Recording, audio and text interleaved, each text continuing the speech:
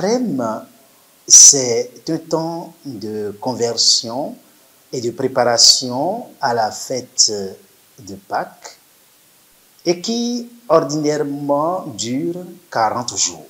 La personne ou les personnes qui peuvent bénéficier de nos efforts de carême, c'est d'abord nos frères.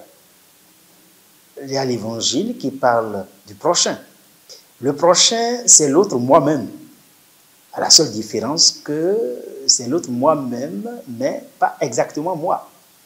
Et donc, en travaillant à vivre ce moment de grâce qui est le temps de carême, donc qui est ce temps qui s'étale sur 40 jours, celui ou celle qui bénéficie de mon effort ou de mes efforts de carême, c'est donc ce frère, et pas ricocher soi-même.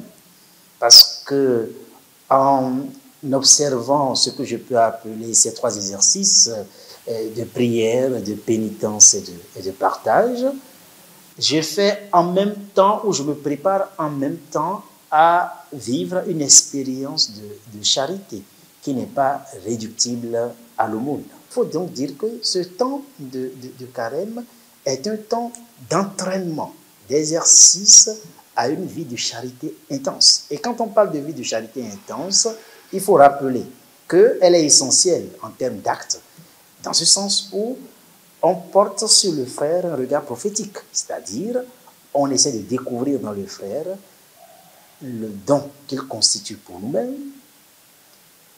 les qualités que Dieu a déposées en lui, et le fait de s'étaler, par exemple, en des critiques malveillantes, en des calomnies, en des médisances. Alors, donc, c'est un moment où, par exemple, le jeûne nous dispose à vivre un élan de charité, puisque le jeûne n'est pas qu'alimentaire.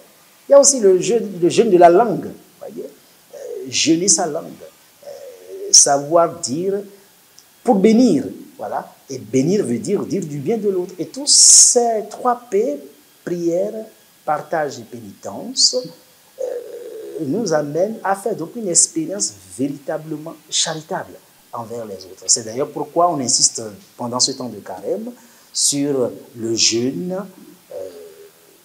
bien sûr la prière également, et tout cela pour nous préparer à faire sur nous un entraînement, l'autre parlera même de violence sur soi, donc un exercice vraiment d'entraînement au bien, à la charité. Pour nous assurer que nos gestes de carême sont véritablement des gestes d'amour dont l'autre, l'altère, pourrait bénéficier, il va falloir d'abord faire ce qu'on peut appeler une relecture de nos actes, voilà, d'aumône, que je peux entendre par le partage, par exemple, de nos actes de pénitence, de nos actes de prière. Il faut les relire à l'aune de la charité. C'est capital. Parce que souvent, on confond charité et aumône, voyez. Et lorsqu'on confond charité et aumône, l'erreur est vite là. C'est-à-dire que tout de suite, on réduit le fait d'offrir, par exemple, un habit à l'autre, de donner de l'argent aux plus démunis, on le réduit tout de suite à un acte de charité.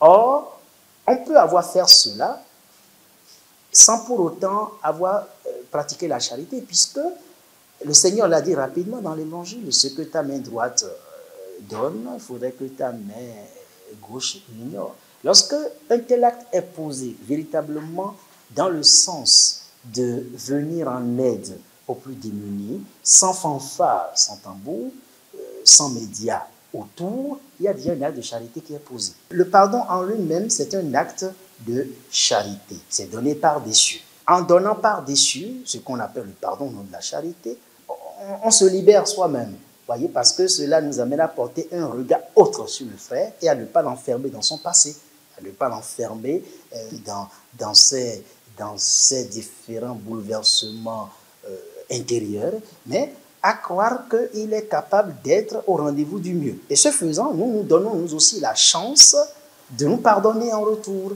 d'être plus indulgents envers nous-mêmes, voyez, et de nous ouvrir ici à la grâce que Dieu nous offre au cœur de ce temps de carême, qui est la grâce du pardon.